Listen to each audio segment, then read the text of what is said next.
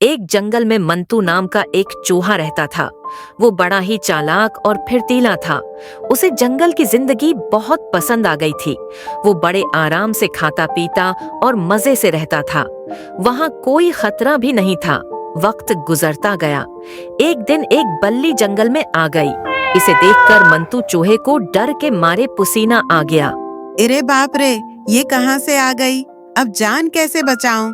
यहाँ भी आ गई। किसने उसे पता बता दिया? मंतू बेचारा अपने बल में जाकर छिप गया और अपने माजी की यादों में खो गया। उसके जंगल में आने की कहानी बहुत दर्दनाक थी। दरअसल पहले मंतू अपने खानदान के साथ एक गांव में रहता था, लेकिन एक दिन उसे वहां से जंगल की तरफ भागना पड़ा। गांव में उसका खुशहाल खानदान था। इसके माँ बाप और 7 भाई बहन एक ही घर में रहते थे। एक दिन सब खाने की तलाश में बल से बाहर निकले। इसी वक्त एक बिल्ला वहां आ गया और उसने हमला करके उसके आधे खानदान को खत्म कर दिया। बाकी बच्चे चूहे बल की तरफ भागे तो एक खौफनाक बल्ली ने मंतू को छोड़कर सबकी जान ले ली। मंतू पीछे रह गया था, इसलिए एक बोरी के पीछे छिपकर बच गया। अपने सामने पूरे खानदान की मौत देखकर इसका दिल दहल गया था। वो अकेला, तन्हा और यतीम बनकर रह गया था। इस जगह पर उसकी जान को खतरा था और इतना दर्दनाक हादसा देखने के बाद वो वहां दोबारा नहीं रहना चाहता था। इसीलिए वो जंगल में आ गया था। लेकिन इस बलि से उसे जान का खतरा भी था और वो उससे बदला भी लेना चाहता था। उसने एहतियात से अपना मुन्ना बल से बाहर निकाल कर देखा तो बलि जा चुकी थी। वो दिन गुजर गया। अगले दिन फिर बलि आ गई। तब मंतू ने उसका बंदोबस्त करने का इरादा कर लिया। बलि के जाने के बाद वो जंगल के करीब वाले गांव में चला गया। वहां एक किताब बड़े मजे से सो रहा था। कित्ते को देखकर मंतू के जहन में एक मंसूबा आ गया। मैं तो एक मामूली चूहा हूँ, अकेला बलि का कुछ नहीं बिगाड़ सकता। ये कुत्ता मोती बड़ा ही ताकतवर और पहलवान है। अगर उससे मेरी दोस्ती हो जाए तो मुझे कोई खतरा नहीं रहेगा और मैं अपना बदला भी ले सकता हूँ। मंतू ने चारों तरफ नजर दौड़ाई तो उसे एक जगह पर पितरों के लिए रखी हुई खीर और पूरी दिखाई दी। वो खुश हो गया। उसे भी भूख लगी थी तो पहले खाने में लग गया। इसका छोटा सा पेट जल्दी भर गया। बची हुई पूरियां लेकर वो मोती कत्ते के पास पहुंचा। मोती भाई, देखो मैं पूरी लाया हूँ। मोती कत्ते ने आहिस्ता से आंख खोली और खुशी से मुस्कुराया। वाह वाह, भाई मंतू, बड़ा काम का है तू। मेरे लिए पूरियां लाया है। खुदा तुझे लंबी उम्र दे। ये कहकर मोती पूरियां खाने में लग गया। इधर मंतू चापलूसी करने में मसरूफ हो गया। मोती भाई, मेरे सामने तो रोज मौत मंडलाती है। अब लंबी उम्र क्या मिलेगी? खैर, खाओ, बड़ी मीठी हैं। मौत का खतरा?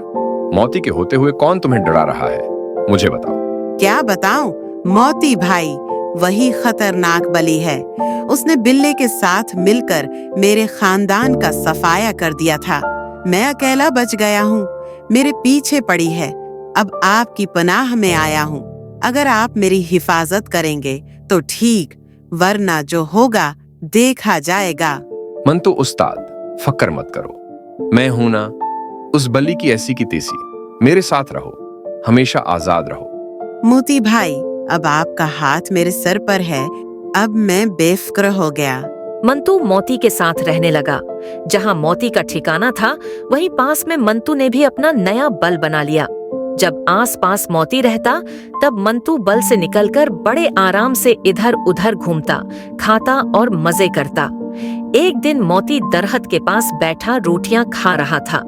इसी वक्त मंतू चूहा भी बड़े आराम से बल के पास बैठकर अपनी पेट पूजा कर रहा था। बलि ने मोती को तो नहीं देखा, लेकिन मंतू को देखकर दिल ही दिल में बहुत खुश हुई। वो आगे बढ़ी तो मंतू ऐन वक्त पर बल में घुस गया। बलि वहीं बैठ गई। कुछ देर बाद बल से एकदम बाहर निकली। बलि ने उसे पकड़ लिया और खींचने लगी। दम बाहर निकलती गई और बड़ी होती गई। बलि को बड़ा हैरत हुआ। चूहे की दम इतनी बड़ी कैसे हो सकती है? वो नकली दम थी जिसे मंतू ने बलि को धोखा देने के लिए अंदर रखा था। बलि को गुस्सा आया, लेकिन वो कुछ कर नहीं पाई। इतने में मोती ने जोरदार हमला कर दिया। बलि मोती के चंगल में आ गई। फिर उसकी ऐसी पटाई और धलाई हुई जैसे धोबी कपड़े धोता है। मर गई रे। अरे बाप रे, ये पंजा है या हथौड़ा? हाय मेरी हड्डी पसली। मंतू चूहे ने मौका देखकर बल्ली की आंखों में धूल डाल दी। धूल पड़ने से बल्ली को कुछ दिखाई नहीं दे रहा था। मोती की पटाई जारी थी। अरे मुझे कुछ नजर नहीं आ रहा। हाय, चूहे ने मेरा बेड़ा गर्क कर दिया। हाय, मुझे अंधा कर दिया। मर गई रे, इस कुत्ते ने मार डाला। बचाओ बचाओ। बल्ली मोती के डर से और आंखों में धूल की वजह से बंद आंखों के साथ भागने लगी। पीछे मोती था, सामने कनवा आया और बल्ली आंखों में धूल के सबब इसी में गिर गई। उसकी कहानी खत्म हो गई। मंतू का बदला पूरा हुआ और उसने सुकून की सांस ली।